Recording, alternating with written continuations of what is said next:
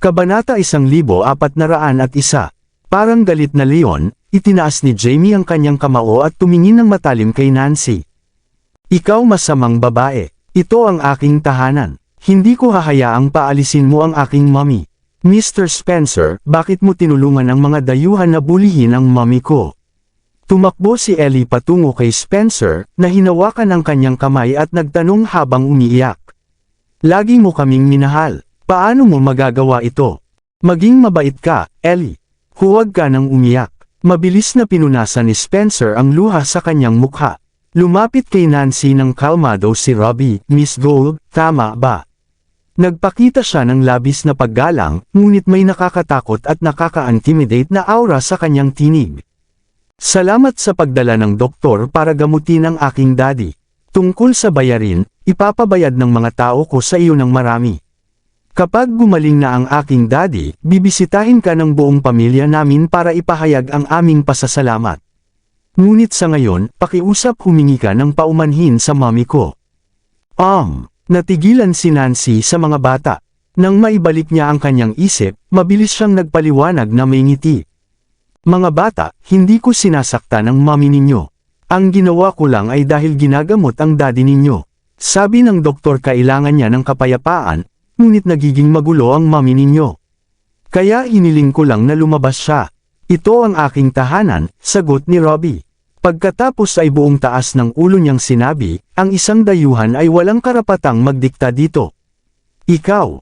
Bukod dito, palaging mabait at magalang ang mommy ko. Hindi siya nag-aalsa. Paano niya magagawa iyon? Sagot niya ng matatag. Kahit may gulo, siya ang huling gagawa ng gulo. Ang kanyang mga salita ay nakatuon kay Spencer. Namula ang mukha ni Spencer, ngunit hindi siya nang ahas na magsalita. Noong nabubuhay pa si Henry, si Robbie ang kanyang paboritong apo. Sabi pa ni Henry na henyo ang bata, kaya walang nang ahas na hamanin siya. Matapos pag-alitan ni Robbie si Nancy, nais niyang tumugon ngunit napagtanto niyang wala siyang sapat na dahilan upang ipagtanggol ang sarili. Bukod dito, alam niyang hindi maganda sa lahat na makipagtalo sa bata. Kaya, mas matalino para sa kanya na magpakumbaba. Ibinaba niya ang ulo at humingi ng paumanhin kay Charlotte. Miss Lindbergh, patawad sa aking hindi nararapat na sinabi kanina. Nahulog lang ako sa desperasyon na iligtas si Mr. Noct. Sana mapatawad ninyo ako. Nakahanap siya ng magandang dahilan sa kanyang desperasyon para gamutin si Zachary. Kahit gaano man siya kasinsero, ang totoo ay nailigtas niya si Zachary. Kaya alam ni Charlotte na hindi niya maaaring punahin si Nancy. Kung gagawin niya, baka isipin ng mga tauhan at ni Spencer na hindi siya karapat-dapat. Miss Gold, masyado kang mapagkumbaba. Nailigtas mo ang ama ng aking mga anak, kaya ako ang dapat magpasalamat. Kahit na nais mong palabasin ako sa labas. Alalahanin niya rin ang taktika. Hindi ito excusable kay Nancy. Ako ang may kasalanan. Patuloy na nakatungo si Nancy. Magalang ang mga Coandrian. Sa kasamaang palad, sanay ako sa pagiging tuwiran. Kaya hindi ako magaling sa ganitong kagandahang asal. Ngumiti ng bahagya si Charlotte. Dahil nandito pa si Dr. Wright, hayaan natin siyang ipagpatuloy ang paggamot. Tungkol sa mga bagay sa bahay. Mr. Spencer, sigurado akong hindi na natin kailangan pang abalahin si Miss Gold, hindi ba? Si Miss Gold, siya. Nang magsimula ng magsalita si Spencer, napansin niya ang matalim na titig ni Robbie. Kaya binago niya ang tono. Miss Gold, labis ang aming pasasalamat sa pag-anyaya sa amin kay Dr. Wright. Bibisitahin ka namin upang magpasalamat ng maayos pagkatapos ng lahat. Dahil nagtatrabaho ka ng husto sa nakaraang 2 araw, sa tingin ko oras na para magpahinga ka sa bahay. Alam ng lahat sa bahay na kayang gamitin ni Spencer ang impluwensya kay Zachary, ngunit kayang gawin ni Robbie ang pareho sa kanya. Sige, aalis na ako. Pinipigilan ng galit na umaapaw sa loob, pinilit ni Nancy na ngumiti kay Charlotte.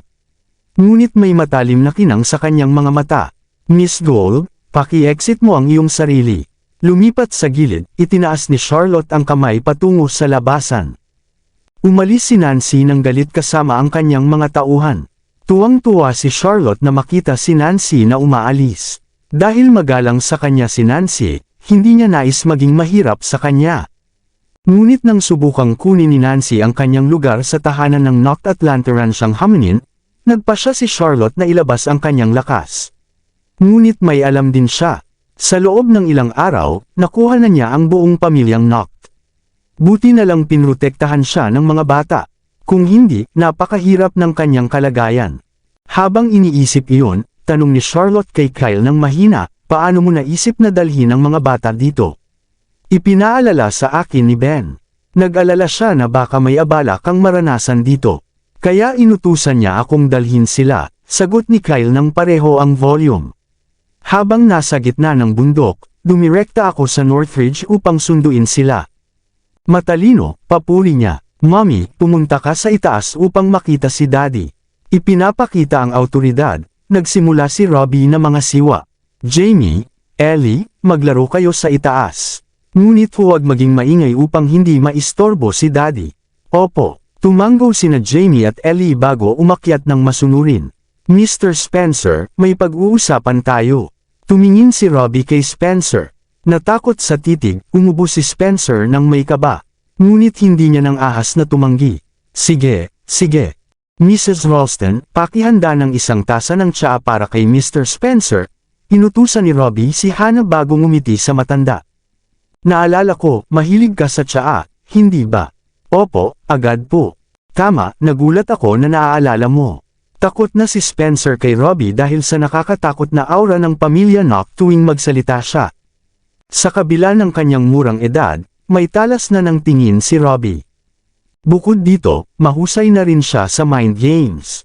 Sa puntong iyon, naalala ni Spencer kung paano pinuri ni Henry si Robbie. Sinabi niya na bawat bagong henerasyon ay humihigit sa nakaraang isa. Kumpara kay Zachary sa parehong edad, mas mataas ang kakayahan ni Robbie. Nakita ni Charlotte na naayos na ni Robbie si Spencer at napatahimik ang mga bata, labis siyang nakaginhawa. Kaya mabilis siyang umakyat upang makita si Zachary. Sa labas ng master bedroom, naroon ang 4 na bodyguard at 2 katulong. Alam na nila ang gulo sa ibaba, kaya magalang silang bumati at pinayagan siyang pumasok. Zachary, tumunog si Charlotte sa pangalan ng lalaki ng may emosyon.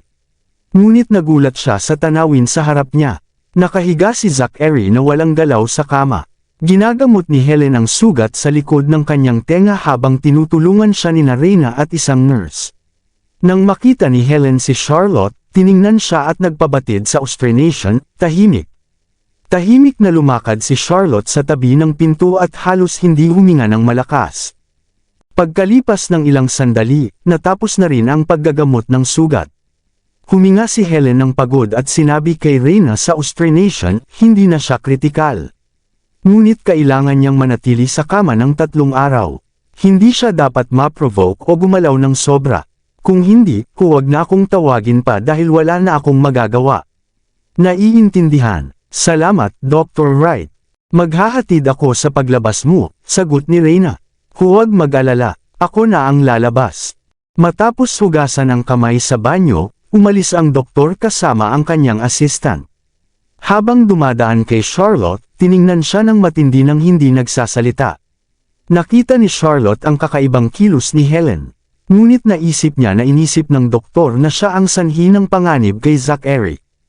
Pagkatapos ng lahat, tahimik na muling bumalik ang silid. Nagsikap si Reyna na salubungin si Charlotte. Miss Lindbergh, sa wakas bumalik ka. Nang nasaktan si Mr. Noct noong nakaraan, inakala naming maayos lang siya. Ngunit hindi namin inasahan na tatamaan siya ng vase sa mahalagang bahagi. Kaya, naiintindihan. Alam ni Charlotte na nagpapanggap si Reyna upang hindi malaman ang tungkol sa pagkakalason kay Zachary. Sa halip na ilantad ang kasinungalingan, nagpanggap siyang walang alam.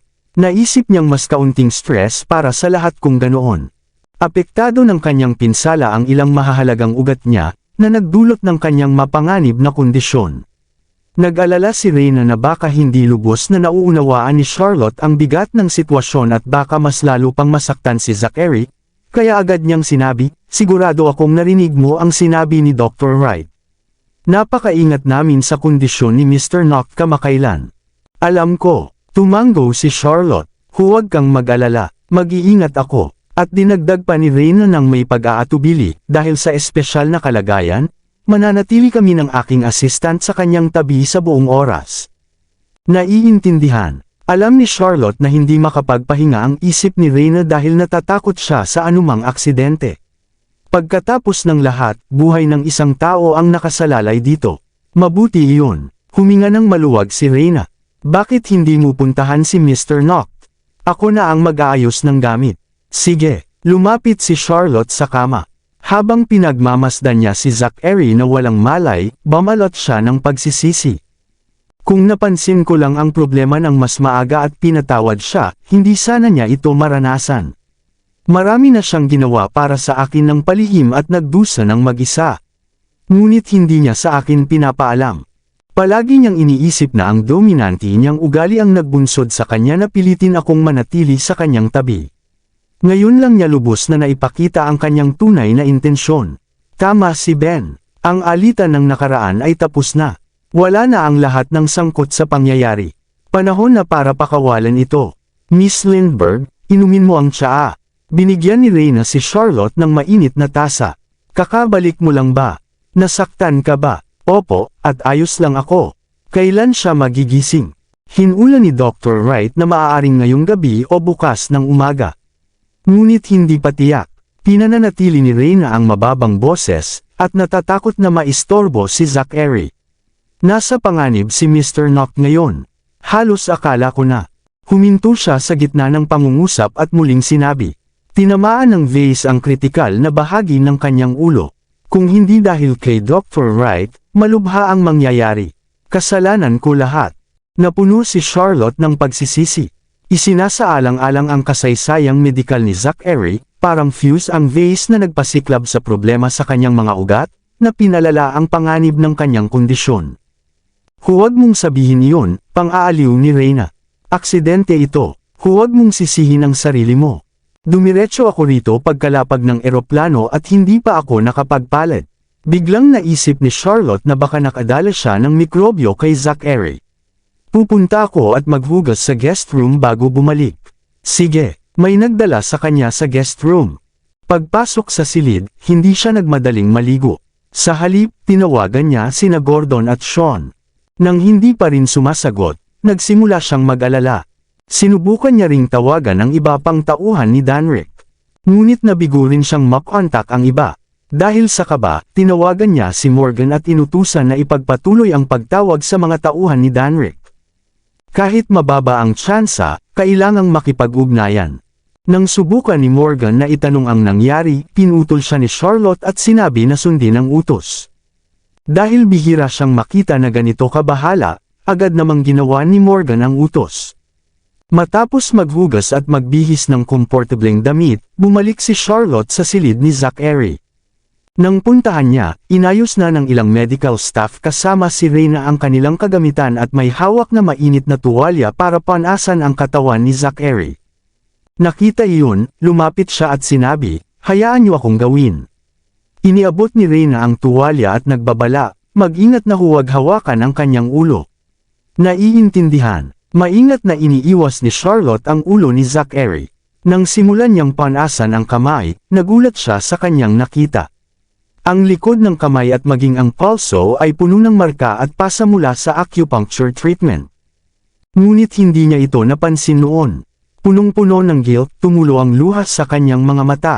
Pagkatapos, binuksan niya ang kwelyo upang panasan ang dibdib at natagpuan ang mga pasa sa buong dibdib. Ipinapakita ng mga marka na matagal nang sumasailalim si Zachary sa paggamot, ngunit hindi niya napansin. Hanggang sa nagkaroon ng relapse at nawala ng paningin, doon niya ito nakita. Sa pag-iisip na iyon, sinisi ni Charlotte ang sarili sa lahat ng nangyari. Isinasaalang-alang ang kalubhaan ng kondisyon ni Zachary, mabuti na lang kung gumaling siya.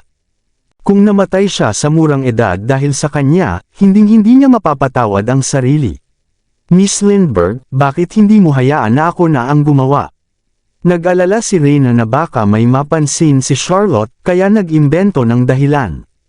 Hindi pa gumagaling ang kamay mo, kaya hindi dapat mababad ng tubig. Mas lalo lamang lalala ang sugat ko.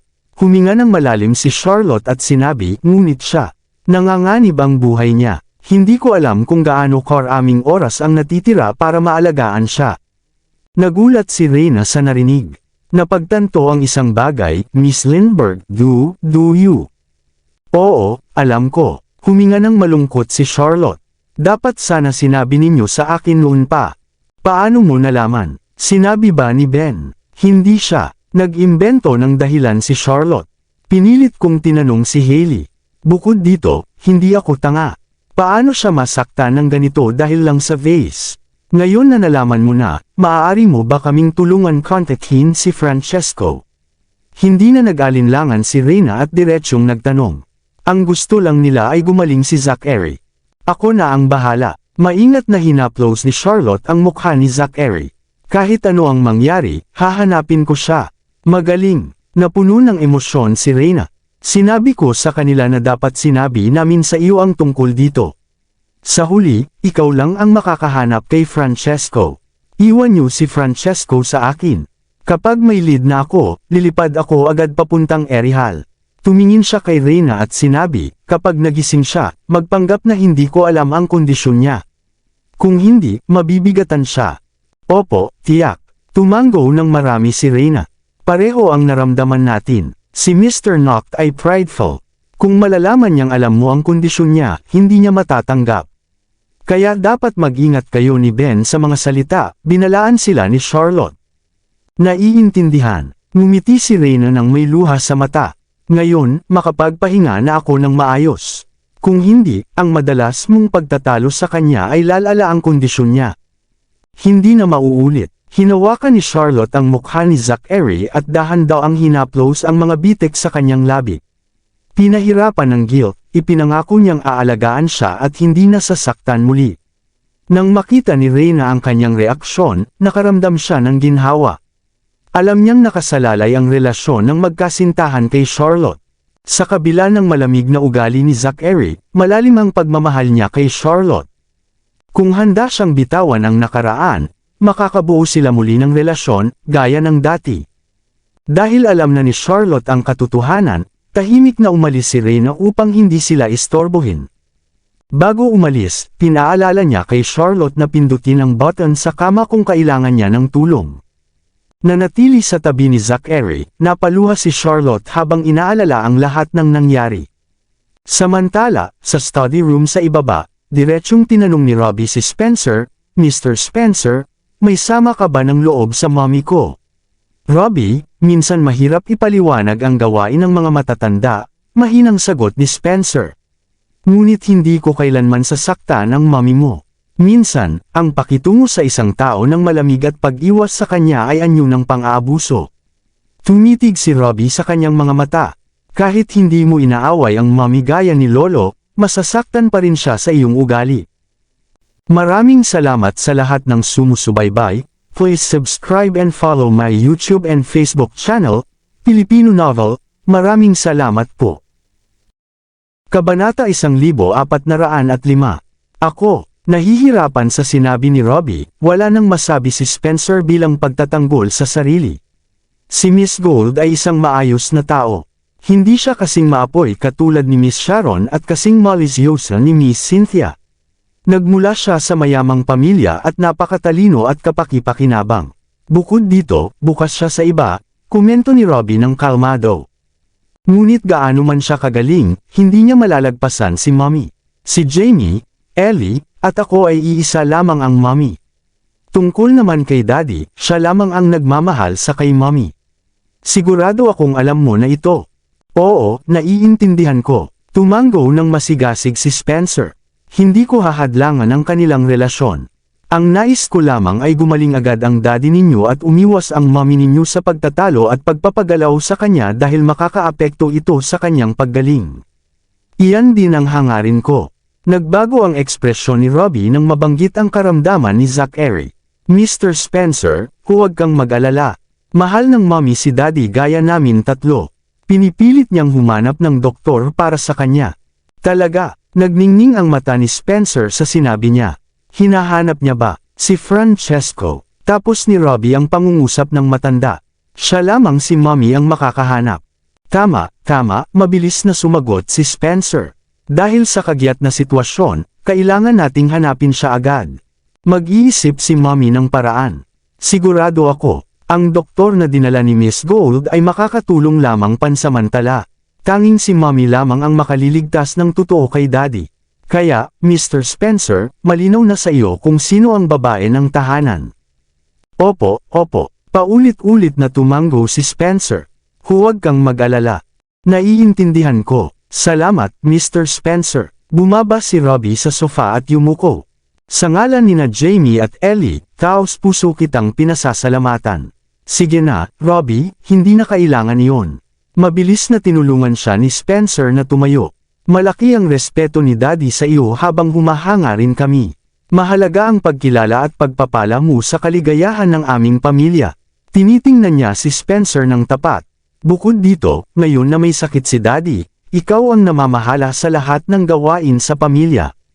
Kaya dapat magkakaisa tayo. Tama ka, ibinaba ni Spencer ang ulo sa kahihiyan. Sa simpleng salita ni Robbie, malalim at matindi ang ibig sabihin. Kung hindi magkakaisa, maaaring samantalahin ng kalaban ang kanilang kahinaan. Dahil nasa krisis ang pamilya Noct, mas mahalaga ang pagkakaisa. Matapos ang pag-uusap kay Spencer, pumunta si Robbie kina Jamie at Ellie. Pinayuhan silang maging masunurin at maayos. Hindi sila dapat manggulo o istorbohin ang kanilang magulang. Bukod sa pag-aaral, mananatili sila sa Northridge upang samahan ang kanilang mga pinsan at hindi istorbohin si Zachary. Bagaman hindi alam nina Jamie at Ellie ang nangyari, tumanggaw sila bilang pagsang-ayon sa utos ni Robbie. Pagkatotoo, ang salita ng panganay na kapatid ay laging tama. Nang bumalik si Ben sa gabi, pumunta siya kay Spencer. Napanatag ang matanda nang malaman na alam na ni Charlotte ang kondisyon ni Zachary at nagsisikap na hanapin si Francesco. Ipinaliwanag ni Ben kay Spencer ang nangyari sa Phoenix City at umaasang mapapatawad ni Spencer si Charlotte. Sana ay magkaisa silang lahat sa harap ng krisis. Tumango si Spencer bilang tanda ng suporta. Naalala ang sinabi ni Robbie na takot siya. Kahit na nakikita ng lahat na siya ang matalino, talo siya sa isang bata sa ilang aspeto. Pagkatapos ng kaunting pagninilay, napagtanto ni Spencer na hindi na niya kailangang manatili dahil naruroon na si Charlotte. Pinawi ni Ben ang kanyang sama ng loob at inayos ang ilang lalaki upang samahan siya pabalik sa Garden Villa, sasabihin niyang babalik siya pagkatapos umalis ni Charlotte. Kailangan may mamahala sa tahanan ng Noct. Tumango si Spencer bilang pagsang-ayon at nanatili sa Garden Villa. Pagkatapos maayos ang lahat, pumunta si Ben kay Zachary. Nang ihatid niya si Lupin sa ospital, nakipag-usap siya kay Marino sa telepono. Nang malaman na nagkaroon ng relapse si Zachary, alam niyang magiging magulo sa bahay at may haharang kay Charlotte.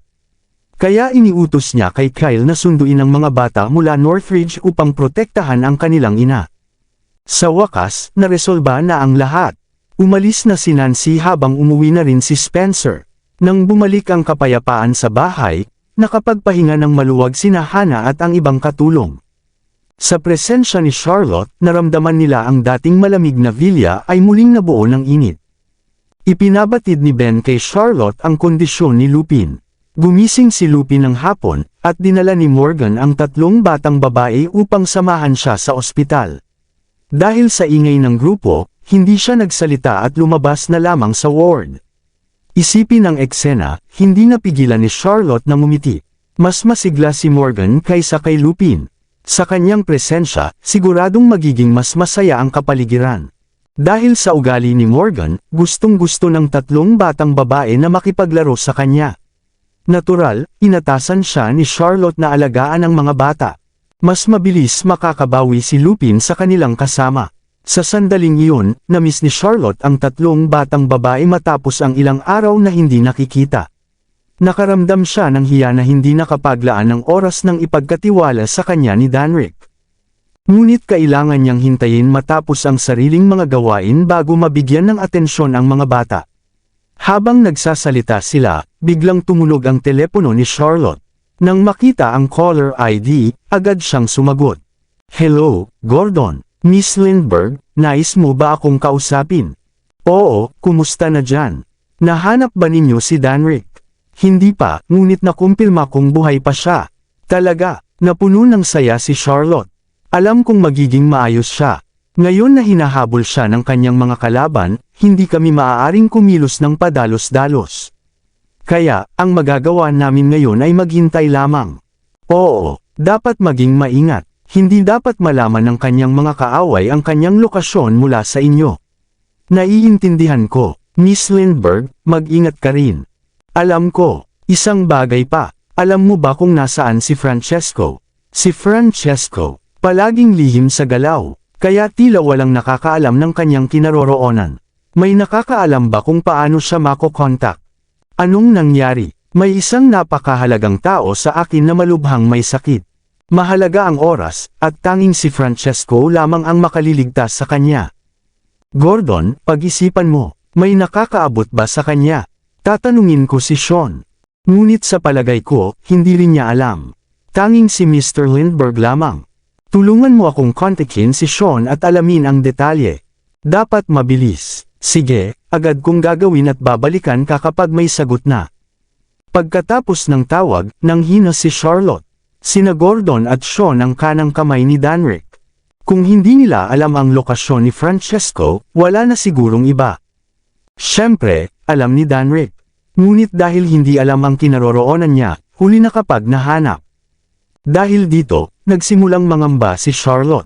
Miss Lindbergh, huwag kang mag-alala. Sigurado akong makakaisip tayo ng paraan, aliw ni Ben. Hindi humihinto ang oras. Tinitingnan si Zachary na natutulog, nag-isip si Charlotte bago magdesisyon. Kapag nagising siya, kailangan kong bumalik sa Erihal. Ha! Nagulat si Ben at pinipigilan siya. Pinilit tanggalin ka ni Mr. Lindbergh sa mga sigalot ng pamilya Lindbergh upang hindi ka malagay sa panganib. Sa pagbabalik mo ngayon, hindi ba delikado ang buhay mo? May mga tapat na tauhan ni Danrick sa aking tabi, kaya magiging maayos lang. Mas iniisip ko ang mga bata, lalo na ang triplets ni Danrick. Ipinagkatiwala niya sa akin ang pangangalaga sa kanila, ngunit hindi ko nagawa ng maayos. Huwag kang mag-alala sa mga bata. Aalagaan namin sila ng maayos, tugon ni Ben ng Taim Team. Gayunpaman, delikado pa rin para sa iyo ang bumalik sa Erihal. Sigurado akong alam mo kung gaano kakahalaga kay Mr. Noct. Kung may mangyari sa iyo, magiging walang kabuluhan kahit na nahanap mo si Francesco. Naiyak si Charlotte sa kanyang mga salita. Hindi niya alam kung gaano siya kahalaga kay Zachary. Sa palagay ko, dapat nating subukan hanapin muna si Francesco, mungkahi ni Ben.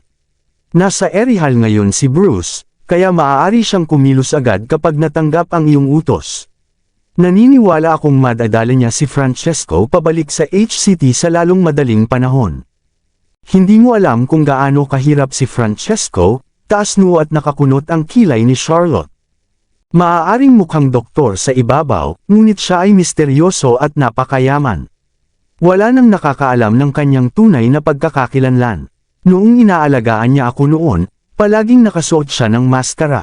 Kaya kahit ako, hindi ko alam ang hitsura niya. Bukod dito, medyo kakaiba ang ugali niya. Maliban sa aking kapatid, wala siyang respeto sa iba. Kahit na mahanap natin siya, maaaring hindi siya pumayag na sumunod kay Bruce pabalik sa HCT. Ha! Nagulat si Ben sa balita. Tunay ngang nakakalito. Mag-focus muna tayo sa pagkuha ng lead, buntong hininga ni Charlotte. Sa katunayan, maaaring hindi siya pumayag tumulong kahit makita ko siya ng personal. Maliban sa ano? Tanong ni Ben ng desperado. Maliban kung si Danrick ang hihiling, may pag-asa si Charlotte. Sa ngayon, ang ideal na solusyon ay hanapin muna si Danrick at hilingin niya kay Francesco. Ngunit maaaring ayaw ni Mr. Lindbergh na iligtas si Zachary, kulang sa tiwala si Ben. Mas madali namang hilingin sa kanya kaysa sa hilingin kay Francesco, patuloy na umaasa si Charlotte. Maaaring mukhang malamig si Danrick, ngunit mabuti ang trato niya sa akin, hindi gaya ni Francesco na wala namang ugnayan sa akin. Baka hindi siya pumayag para sa akin. At hindi rin sigurado kung gagawa siya ng exception para kay Dr. Felch. Pagkatapos ng lahat, si Dr. Felch ang nagturo sa kanya noon. Bukod dito, wala silang komunikasyon sa nakalipas na 10 taon. Gayunpaman, kailangan muna natin siyang hanapin. Tama, Buntong hininga ni Ben. Akala niya maaayos ang lahat kapag nahanap na nila si Francesco. Sa kanyang pagkadismaya, naisip niya na maaaring hindi rin pumayag si Francesco. Kaya mas komplikado pala ang sitwasyon kaysa sa inaakala. Sige na, siguradong pagod ka na sa nangyari nitong nakaraang mga araw, pagbago ng paksa ni Charlotte. Dapat kang magpahinga habang ako ay nananatili sa tabi ni Zachary. Sige, tumanggo si Ben bago umalis. Nanatili si Charlotte sa tabi ni Zachary ng tahimik, at nagpapasalamat na may pagkakataon pa siya. Naalala niya lahat ng nangyari sa kanila, ang saya at lungkot, ang ligaya at pasakit. Doon napagtanto ni Charlotte kung gaano kabuo ang kanilang nakaraan na parang kwento. Ngunit lahat iyon ay napalampas na. Ang mahalaga ay pahalagahan ng mga taong naruroon pa sa kanyang buhay. Sa isipang iyon, inilapag ni Charlotte ang ulo sa tabi ni Zachary at nakatulog. Marahil dahil halos hindi siya nakatulog sa nakalipas na 4 na araw, kabilang ang 3 araw ng pagkakidnap, labis ang pagod niya. Dahil dito, nakatulog siya ng malalim na hindi niya namalayan na nagising na si Zachary. Bigla siyang nagising mula sa bangungot, na natatakpan ng malamig na pawis. Napanaginipan niya ang kasal nina Charlotte at Luis. Nang tumakbo siya sa venue upang pigilan ito, tinutukan siya ni Charlotte ng baril at iniutos na umalis. Samantala, pinalala ni Luis ang sitwasyon sa pamamagitan ng paghikayat kay Charlotte na iputok ang baril. Gayunpaman, sigurado si Zachary na hindi siya bibitaw at sinikap niyang ayusin ang relasyon nila sa pamamagitan ng pagbabalik tanaw sa mga bata at lahat ng magagandang alaala. Ngunit lahat ng kanyang pakiusap ay hindi pinansin. Sa huli, iniulat niya nang may paghihiganti ang lahat ng sakit na idinulot niya at ipinahayag ang pagmamahal kay Luis. Iginiit niyang ikasal sa kanya at inutusan si Zachary na lumayo. Sa matinding galit, walang awa siyang nagpaputok sa dibdib ni Zachary.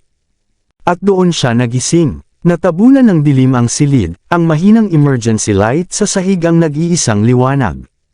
Pagbukas ng mga mata ni Zachary, nakatitig siya sa kisame.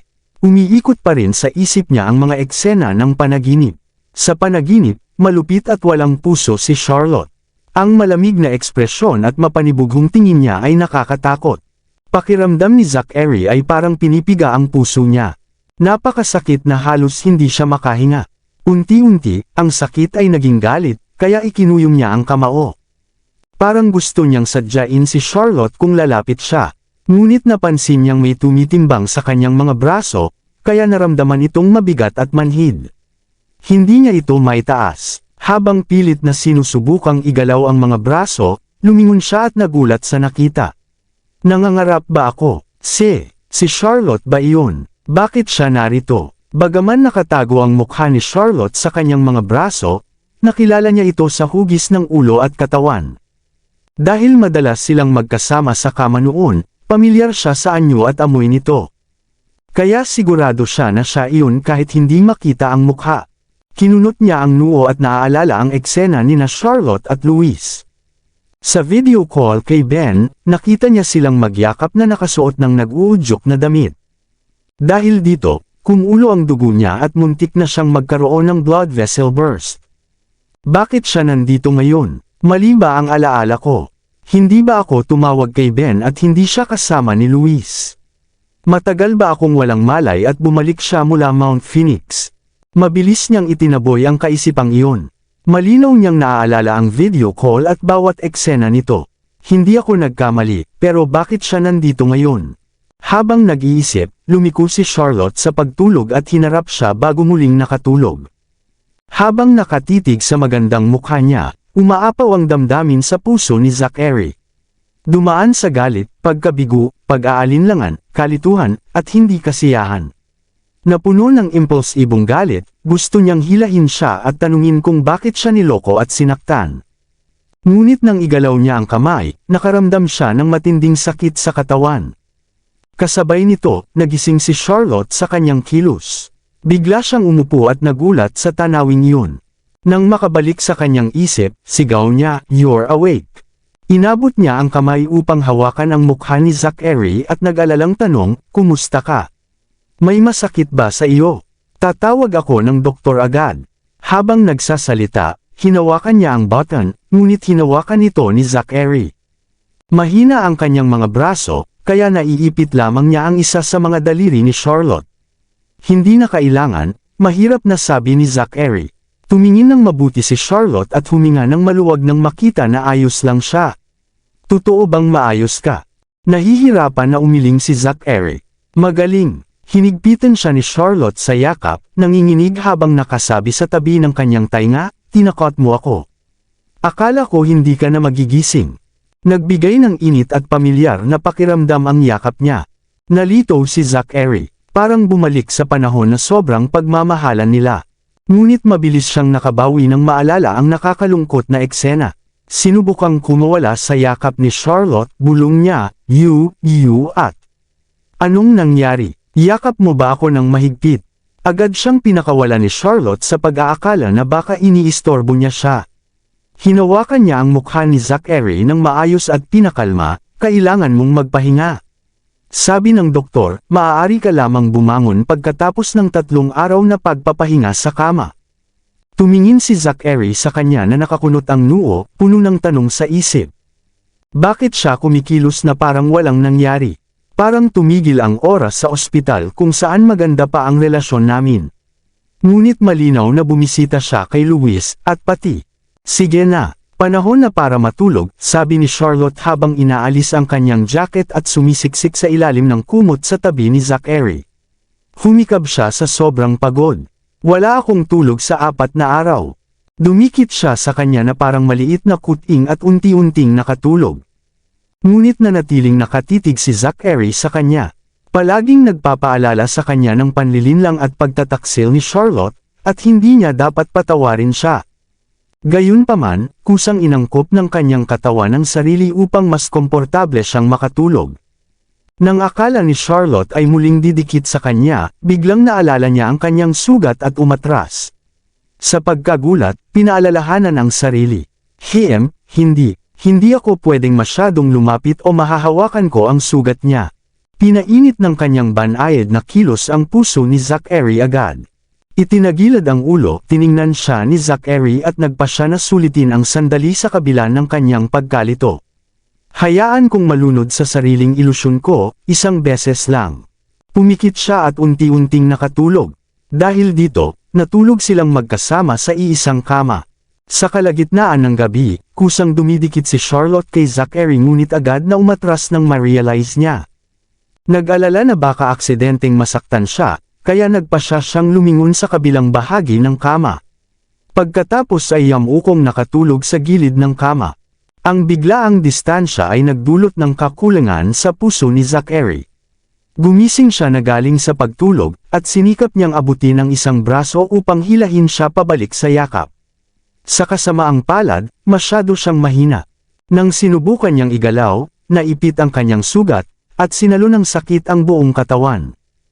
Ipinikit niya ang kamay sa pagsuko at sinubukang matulog muli. Gayunpaman, patuloy ang galit sa kanyang puso. Kaya sinikap niyang gumamit ng paa at iba pang paraan upang hilahin siya papalapit. Ngunit wala siyang nagawa. Sa halip, napahagulgol siya pagkatapos ng pilit na pagsusumikap. Anong nangyari? Nagulat si Charlotte, na yumuko at inilagay ang kamay sa kanyang noo. Masakit ba? Kailangan ba kitang dalhin sa doktor agad? Inutusan siya ni Reyna na laging suriin ang temperatura ni Zachary. Kapag may indikasyon ng lagnat, kahit na mababa, dapat agad niyang ipaalam. Kung hindi, magiging malubha ang kahihinatnan. Kaya ang unang ginawa ni Charlotte nang magising ay hipuin ang kanyang noo at pisngi. Hindi, sagot ni Zachary. Ngunit lihim siyang natuwa nang lumingon siya. Ngunit nanatili ang kirot sa kalooban niya. Sinamantala niya ang pagkakataon at nagtanong, saan ka napunta nitong nakaraang 3 araw? Masyado siyang mahina upang makabuo ng maayos na pangungusap, kaya paminsan-minsan lamang makapagsalita. Napalingon si Charlotte mula sa pagkaantok. Pagkatapos mag-isip, ipinaliwanag niya ng team, sinundan ako noong bumaba ako sa private jet. Pagkatapos ng isang gabi ng pagtugis, nahuli pa rin ako ng taong iyon, na si Luis pala.